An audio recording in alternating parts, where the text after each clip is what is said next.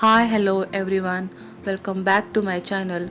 तर आपण आज परत एकदा नाजूक आणि दिसायला अतिशय सुंदर अशी बॉर्डर रांगोळी कशी बनवायची ते बघणार आहोत. छोटी छोटी फुले आणि पाने यांचं हे कॉम्बिनेशन आहे. तर मी इथे जी डिझाईन मला हवी आहे ती एका पेपरवरतीच ट्रेस करून घेतलेली आहे. तर तुम्ही बघू शकता मी इथं अगोदर पेन्सिलने काही फ्लावर्स आणि पानं कलर करून घेतलेले आहेत. तर मला फक्त चेक करायचं होतं की हे कलर कॉम्बिनेशन कसं दिसेल. आणि एकाच कलरमध्ये कलर करण्यापेक्षा मल्टी कलरचे फ्लावर जर आपण केले तर बॉर्डर छान दिसेल, म्हणून मग मी हे 3 कलर्स चूज केले आहेत फ्लावरला देण्यासाठी. तर तुम्ही बघू शकता पहिल्यांदा मी डिझाईनवरती OHP शीट ठेवली आणि त्याला मास्किंग टेपने सिक्युअर करून घेतलेलं आहे. त्याच्यानंतर आपण ग्लूचं मिक्सचर करून घेणार आहोत, ज्याच्यामध्ये मी फेविक्रिलचा फॅब्रिक ग्लू यूज केलेला आहे. त्याचं प्रमाण आपण 50-50% असं घेणार आहोत, म्हणजे 50% ग्लू आणि 50% वॉटर.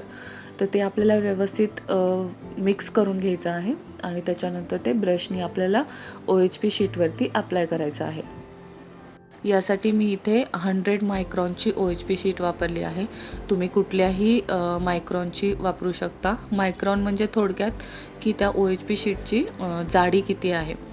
100 मायक्रॉन्सपासूनच्या पुढचे तुम्ही कुठलीही शीट वापरली तरी पण चालेल. तर बघा इथे मी अगोदर सुरुवातीला पिंक कलरचे फ्लावर करून घेतलेले आहेत. तर फ्लावर जेव्हा आपण रांगोळी प्रेस करतो आणि एक्स्ट्रा रांगोळी काढतो, त्यामुळे प्रेशरमुळे कधी-कधी रांगोळी बॉर्डरच्या बाहेर पण जाते किंवा बॉर्डरच्या बाहेर एखाद्या वेळेस ग्लू लागलेला असेल तर तिथे पण रांगोळी चिटकून राहते. तर आपल्याला ती रांगोळी एक टूथपिक किंवा तुमच्याकडे टूथपिक अवेलेबल नसेल तर पेन्सिलचं जे टोक असतं त्या पेन्सिलच्या टोकानेही ती रांगोळी आपण व्यवस्थित बाजूला करू शकतो. अशा प्रकारे आपल्याला एक एक करून पूर्ण डिझाईन कंप्लीट करून घ्यायची आहे. हे कलर कॉम्बिनेशन माझ्या आवडीचं आहे. तुम्ही तुमच्या आवडीनुसार कलर कॉम्बिनेशन ठेवू शकता. ज्यांना कोणाला डार्क कलरचे फ्लावर्स आवडतात ते डार्क कलर यूज करू शकतात. फक्त एवढंच की थोडेसे कॉम्प्लिमेंटरी कलर जर आपण यूज केले फ्लावरच्या बाबतीत एकमेकांच्या समोर तर ते थोडे जास्त उठून दिसतील. तर अशा प्रकारे आपला आपण फर्स्ट लेअर कंप्लीट करून घ्यायचा आहे. रेडीमेड रांगोळी बनवण्यासाठी जे काही साहित्य लागते त्याचा एक डिटेल्ड व्हिडिओ ऑलरेडी माझ्या चॅनलवरती अवेलेबल आहे. जर कोणाला त्यात पण काही शंका असतील तर तुम्ही कमेंट करून विचारू शकता. मी नेक्स्ट व्हिडिओमध्ये तुमच्या सगळ्या प्रश्नांची उत्तरं देण्याचा प्रयत्न करेन.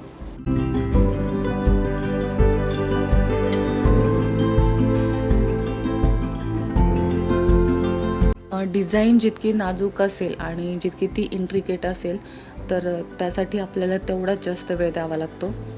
कारण छोट्या छोट्या पार्ट्समध्ये जेव्हा आपण रांगोळी टाकतो तर ती रांगोळी दुसऱ्यामध्ये मिक्स नाही व्हायला पाहिजे याची आपल्याला व्यवस्थित काळजी घ्यावी लागते. त्यामुळे छोट्या डिझाईनच्या रांगोळ्या बनवण्यासाठी किंवा ज्या इंट्रिकेट आहेत अशा रांगोळ्या बनवण्यासाठी बराच वेळ लागतो. म्हणजे हा माझा स्वतःचा अनुभव आहे. ज्या मोठ्या मोठ्या डिझाईन्स असतात किंवा जास्त इंट्रिकेट नसतात तर अशा डिझाईन पटपट होतात, पण ज्या छोट्या अगदी नाजूक डिझाईन्स असतात अशासाठी मात्र वेळ लागतो. आता आपला फर्स्ट लेअर बऱ्यापैकी कंप्लीट होत आला आहे. फर्स्ट लेअर पूर्णपणे कंप्लीट झाल्यानंतर तो एक अर्धा तास किंवा 1 तास आपल्याला व्यवस्थित ड्राय होऊ द्यायचा आहे आणि त्याच्यानंतरच आपण त्याच्यावरती सेकंड लेअर अप्लाय करणार आहोत.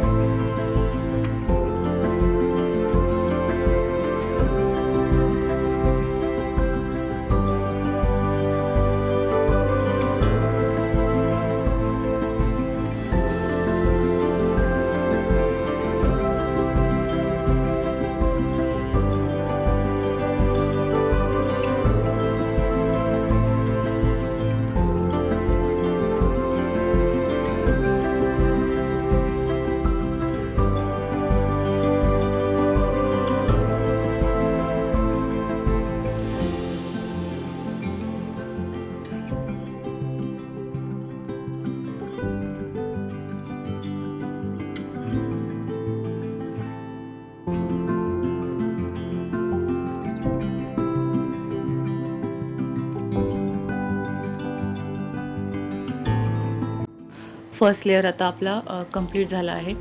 मी अगोदर OHP शीट डिझाईनपासून वेगळी करून घेतली आहे. माझी डिझाईन पूर्णपणे आता ड्राय झालेली आहे. तर आपण त्याच्यावरती आता सेकंड लेअर अप्लाय करूया. परत एकदा आपल्याला सेम प्रोसेस रिपीट करायची आहे, जी आपण फर्स्ट स्टेपमध्ये केली होते. रेडीमेड रांगोळी बनवताना रांगोळी पावडर जी आपण वापरतो आहे ती मीडियम टेक्स्चरची वापरायची आहे. खूप बारीक किंवा खूप मोठी जर त्याची टेक्स्चर असेल तर ती रांगोळी व्यवस्थित बेसला चिटकत नाही आणि त्याचे मग पॅचेस पडल्यासारखे दिसतात. तर बघा, अशा प्रकारे आपल्याला एक एक करून पूर्ण रांगोळी कंप्लीट करून घ्यायची आहे.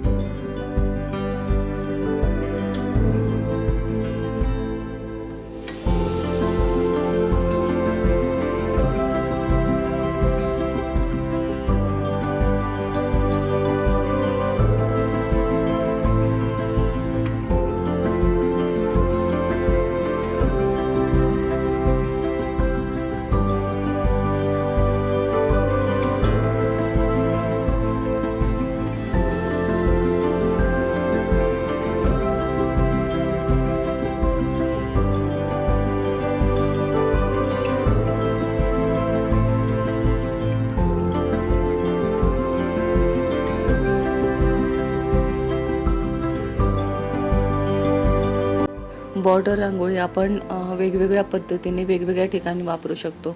जसं की पूजेमध्ये पाट किंवा चौरंग यांच्या बाजूला ठेवण्यासाठी, आपलं दररोज आपण देवघराच्या बाजूला ठेवण्यासाठी किंवा उंबरठ्याच्या बाहेर ठेवण्यासाठी. तर एकच रांगोळी तुम्ही वेगवेगळ्या ठिकाणी वापरू शकता.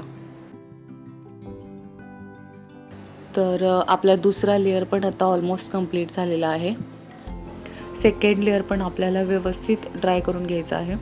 त्याच्यानंतर एक फ्लॅट ब्रश घेऊन रांगोळी व्यवस्थित साफ करून घ्यायची आहे. म्हणजे जे छोटे छोटे पार्टिकल्स जे शीटवरती राहिलेले असतात ते आपण व्यवस्थित ब्रशने साफ करून घ्यायचे आहेत.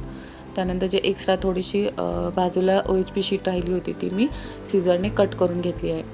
आता फ्लावर थोडेसे प्लेन दिसत आहेत, तर आतमध्ये सेंटरला मी एक छोटे छोटे व्हाईट कलरचे डॉट्स दिले आहेत. त्याच्यासाठी मी इथे 3D लायनर वापरलेला आहे फेविक्रिलचं.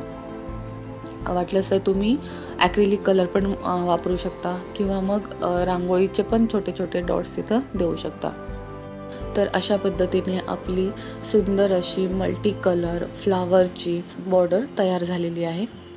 अशा पद्धतीने मी अजून एक बॉर्डर बनवली आहे. तर तुम्हाला ही बॉर्डर डिझाईन कशी वाटली ते मला कमेंट सेक्शनमध्ये सांगा. आणि अशाच सुंदर रेडीमेड रांगोळी कशा बनवायच्या हे बघण्यासाठी चॅनलला फॉलो करा आणि व्हिडिओ पाहत राहा.